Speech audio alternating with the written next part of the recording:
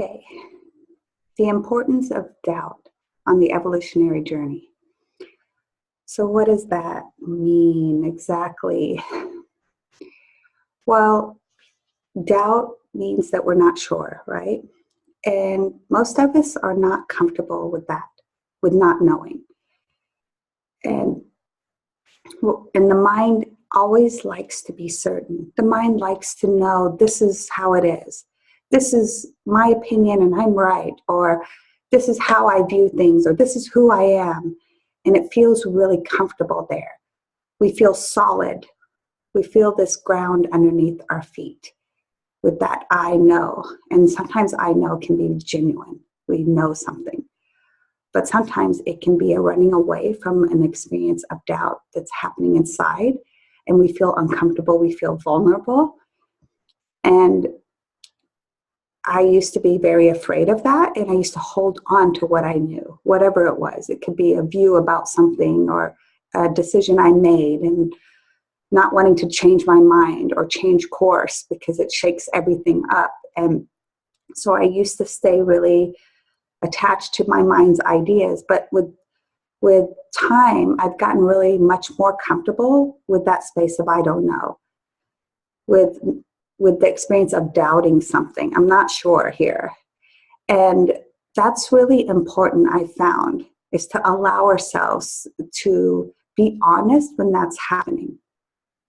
Okay, I'm not sure about something. It could be anything. And there's mild experiences of doubt, and then there's intense experiences of doubt. We could be doubting how we're living our lives and who we think we are. You know, who I thought I was. It doesn't feel really, I'm not sure about it. You know, I'm not sure about this political affiliation or this thing that I've been involved in, or I'm not sure about, I used to feel so passionate and I don't feel that way anymore. And then there might be fear there. We might feel like I have to stubbornly keep holding on to what I know because of that fear. But if we admit to ourselves that we're experiencing doubt and, that I don't know place, that's where we can start to kind of relax. Even if we're feeling fear, there's still a relaxation with being honest with ourselves. And then we can see what the mind is trying to do and accept ourselves where we are. Because when we admit we're not sure, it doesn't mean that we're always going to stay there. Sometimes the mind says, well, don't admit it because then you'll be stuck there forever. But actually, it's the opposite. If we don't admit that we're feeling doubt to ourselves, then we will stay stuck, actually. We'll stay stuck and rigid. And that's often what's happening with what we call dogma, where people don't want to change. They don't want to doubt what they know or how their religious or spiritual beliefs. They don't want to doubt their identity, right?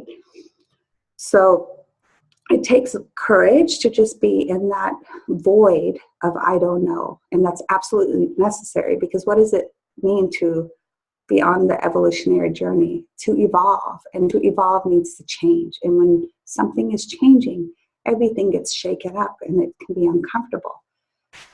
So now there's also that kind of doubt, but there's also a different kind of doubt where we're actually in a pattern of doubting ourselves, where we kind of do this on a regular basis. We don't trust ourselves. We're afraid to take risks. We're afraid to live fully because we're always holding back in that experience of doubt.